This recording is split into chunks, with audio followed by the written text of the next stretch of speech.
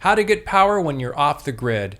Off-grid power explained in minutes, and it's all coming up. Stay tuned. Hi, I'm Warren Oberholser with eXp Realty. I'm located in the East Bay Tri-Valley area in Northern California. My channel's all about helping both buyers and sellers get maximum results for one of their biggest investments, their home. If you're new to my channel, consider subscribing. I post new content like this regularly. Hey, before we start, there's a couple of things I'd like to go over with you. If this is your first time to my channel, don't worry about taking any notes. You'll find all the information I go over will be in a link below in the show notes. And make sure you stay to the end so you can get my Living Off the Grid bonus. In this video, I'm going to discuss how to generate power when living off the grid. Now, you're probably thinking, Warren, aren't most of the homes in the Tri-Valley area on the grid and they have power from the utility companies?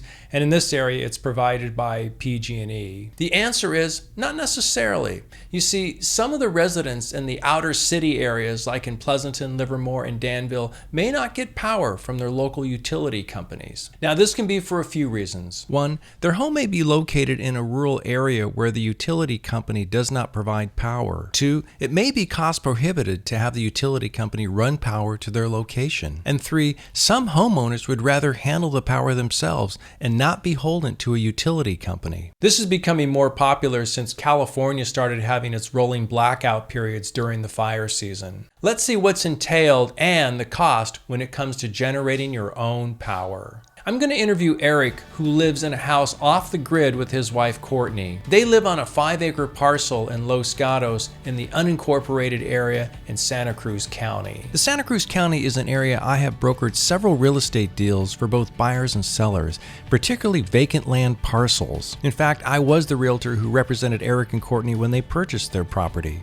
After purchasing their home, they remodeled everything so it would be energy efficient for living off the grid. Their home is approximately 2,200 square feet and has all the creature comforts you would expect in a modern home, including a full kitchen. They generate power from two different sources: solar cells and a gas generator. Eric will explain the infrastructure for his power system, how to maintain and operate it, and most important, what were the costs to have it installed. Now, it's important to point out, Eric and Courtney, nor myself, are electricians. So for any questions you have, please consult with a licensed electrician, especially somebody who specializes in off-the-grid power systems. Let's start with the solar panels. Here we have 12 panels that are all interconnected into 3 circuits of 4 panels each. So each panel is 330 watts. So together all 12 makes about 4,000 watts. On a typical summer day, we get about 250 amp hours, which is enough power to run everything in our house for the whole day. In the winter, we have to have a backup generator, but in the fall and spring and summer, this is all we need.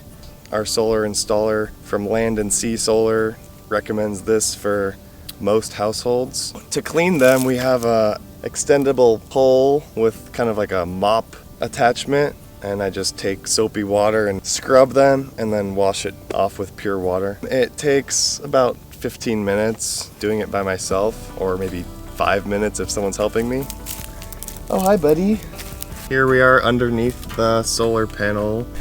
All these wires come together and are fused into one big cable. Inside here goes in this pipe and travels underground about 120 feet to our garage. We're now going to tour Eric's garage. This is where the main electrical components are located that supply power to their house. Not sure if you can hear the noise or not, but right now there's a gentle hum coming from this, and that is the sound of solar energy being converted into a storable form. So the power comes from the solar, goes underground, comes up behind this wall, connects to this, which is the midnight solar inverter. Then it goes into this main breaker, which is also a midnight solar Inc. That then sends the power into the batteries. And then when we want to use it, power comes out of the batteries, back to this breaker, and then to this Magnum Energy inverter. So from the batteries, the power goes to here, and then to here, and then to our standard breaker box, which then goes to the house. These are our batteries. We have 16 of them, all connected. They're made by Interstate Battery, and they are called high capacity L16 deep cycle batteries. They are lead acid batteries that we have to add water to keep cool. These batteries are supposed to last 10 to 15 years if you take really good care of them. So these batteries have the capacity to produce 840 amp hours. So 840 amp hours is more than we need on most days. The only time we really run the generator is when we run the well for an extended period of time. This whole system costs $14,000-15,000 for the panels, the batteries, the inverters, all the wiring, all the labor, and everything.